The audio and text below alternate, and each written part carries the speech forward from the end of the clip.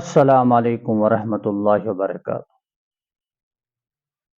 آج ہم جاننے کی کوشش کریں گے استنجا اور وضو کے درمیان فرق کیا ہے۔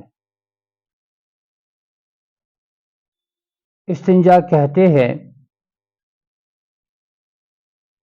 ناپاکی کی جگہ کو صاف کرنے کو، یعنی انسان جب قضائے حاجت کرتا ہے، پیشاب کرتا ہے، تو قضائے حاجت کرنے کے بعد اس مخصوص پارٹ کو، اس مخصوص حصے کو پانی یا مٹی کے ذریعے صاف کرنے کو استنجا کہتے ہیں۔ استنجا کے بعد اگر نماز ادا کرنی ہے یا قرآن کو ہاتھ لگانا ہے یا نماز جنازہ پڑھنا ہے، ان جیسی عبادتوں کے لیے ہمیں وضو بنانا ہوتا ہے، اور وضو شروع ہوتا ہے ہاتھ کے دھونے سے پیروں کے دھونے تک۔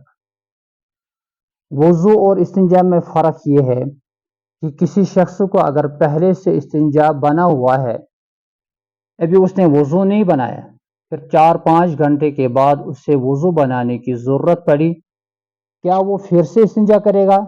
جواب ہے نہیں، کیونکہ اس کا استنجا پہلے سے بنا ہوا ہے۔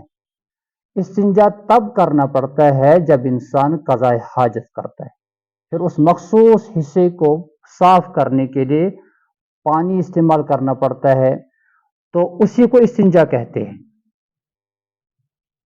وضو، استنجا اگر نہیں کیا ہوگا، اس مخصوص جگہ کو صاف نہیں کیا ہوگا، کیا وضو شروع کرے گا استنجا کے بغیر؟ جواب ہے نہیں، پہلے استنجا کرنا پڑے گا، پھر وضو بنانا پڑے گا۔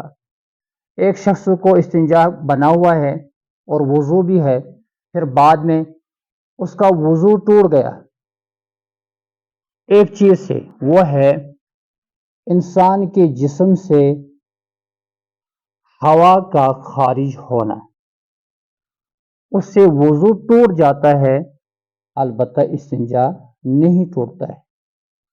اگر قضائے حاجت کی، پیشاب کیا، تو پیشاب کرنے سے وضو بھی ٹوٹتا ہے اور استنجا بھی ٹوٹتا ہے۔ مجھے امید ہے آپ کو یہ میری بات سمجھ میں آئی ہوگی۔ السلام علیکم ورحمۃ اللہ وبرکاتہ۔